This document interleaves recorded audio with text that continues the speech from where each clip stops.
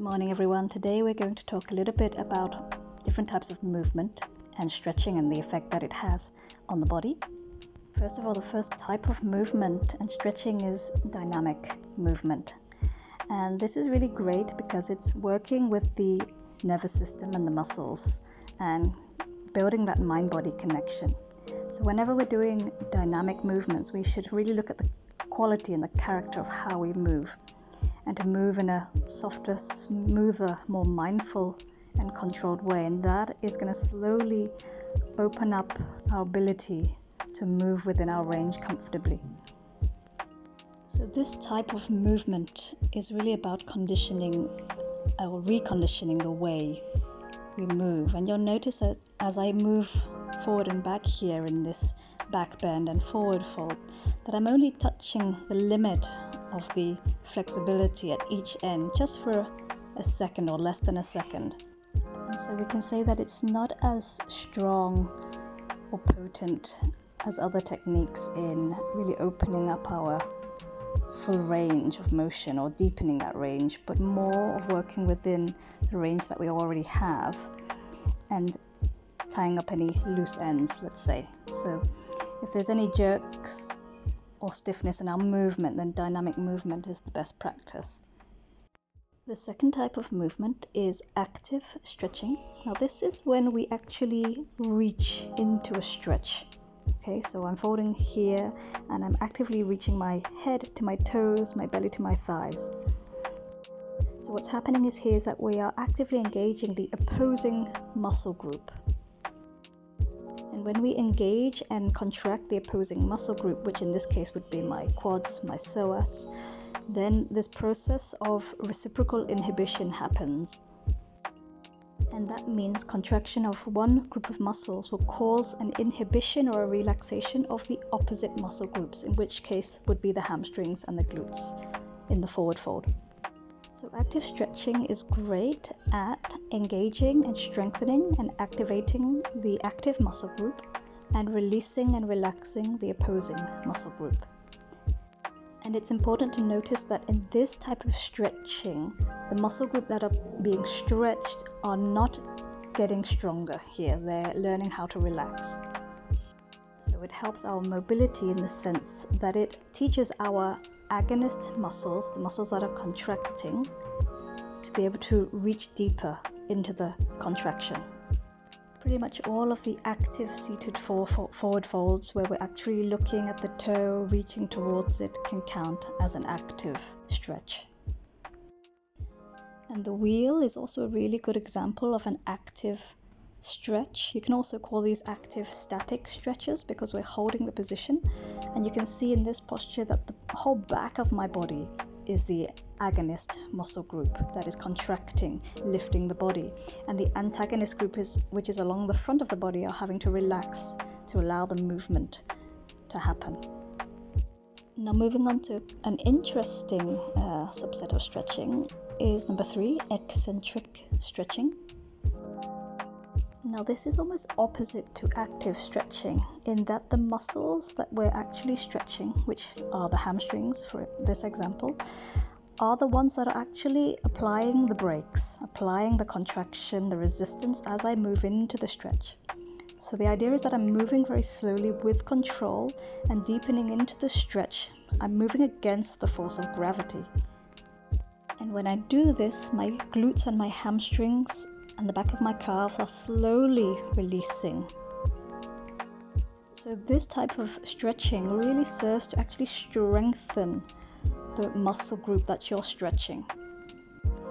And it's an amazing technique to actually increase the range of controlled motion within the body. So you can see here as I slowly go into my backdrop that the whole front of my body is going to have to engage to keep me up and to bring me down slowly. So I'm not only stretching but strengthening the front side of my body at the same time. It's this type of movement that's going to really help us see where our weaknesses are and where we can expand our range of motion and control. There's an interesting feedback loop that happens between your tendons and your muscles. So when you go into an eccentric stretch, what's happening is that the muscles being stretched are also having to engage and to resist and to contract as you go into it. So that pulling of the muscle increases the tension within the tendon. And then it's your Golgi tendon apparatus that pick up on that excess tension, and it feeds back to the muscle to cause greater relaxation in the muscle. And that's why you might notice that when you go into a stretch slowly with control, that you're actually able to go deeper. The next type of stretching is called passive static stretching. A good example of when this is used is in a yin yoga practice. And often these types of passive static stretches are supported. And we just learn to let go of the body. And when we let go of the body, then the muscles are learning to re-soften, to surrender, to open up again. There's absolutely no effort in the agonist or the opposing muscle group. Both muscle groups, the whole body, should be relaxing and draping into the stretch. And when we really learn to relax and let go like this, we can actually remain for some time in the posture. Anywhere between 3, 5 or even 10 minutes. So the focus of this type of passive static stretching is to teach the nervous system and the muscles to relax completely, and then that allows us to reach deeper into the stiffer, colder tissues, the fascia, the tendons, the joint tissues, the ligaments. When we can fully relax the contractile muscles, then we can reach deeper into the fascial netting.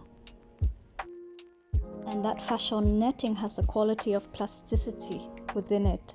So over time, just like tugging on a plastic shopping bag, we can slowly reshape our connective tissues, our fascia, and open up more long-term flexibility. And it's important to know that this type of stretching really aims at opening up our range of motion in terms of our flexibility and not mobility. It doesn't work the muscle strength or the muscle action in any way. So whilst it's good at really ironing out any tightnesses or restrictions, we have to remember that within that openness we have to create a strength, a dynamic movement and mobility within that range. And that only really comes when we apply active and controlled movement. So the final type of movement I'm sharing with you is called PNF. It's basically a contract and release type of movement. That kind of makes use of the same mechanism as eccentric stretching, whereby we stimulate the Golgi tendon apparatus through stretching them, and then we relax into the stretch deeper so that the muscle can release. So we contract and resist into our hand, and then we relax and let the hand guide the head a bit deeper. And this is a really powerful technique similar to eccentric stretching that can really help us to release contracted and tight muscle groups. It's important to remember when we're doing this kind of stretching that we should just release very passively and softly into the stretch and not use the hand to excessively force the neck in any way. An example of how this can be done is by contracting and resisting my hand for about 5 seconds, and then surrendering, letting the neck and head drop a bit deeper, and then remaining in the stretch for 5 or 10 seconds, and then again contracting for 5 seconds, resisting, and then dropping back deeper into it. And finally, the last type of stretching, which we'll talk about quickly, is ballistic style stretching.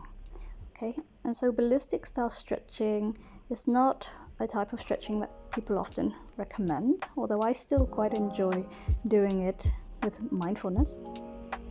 But essentially ballistic stretching has got more of a bouncy quality to it. It's less controlled. The muscles are more loose and relaxed. And we're sort of a little bit more doing some flinging, let's say flinging motion of the body.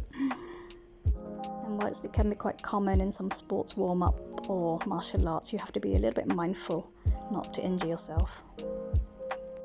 So thank you very much for listening. Have a little experiment and see if you can notice the different effect of the practices.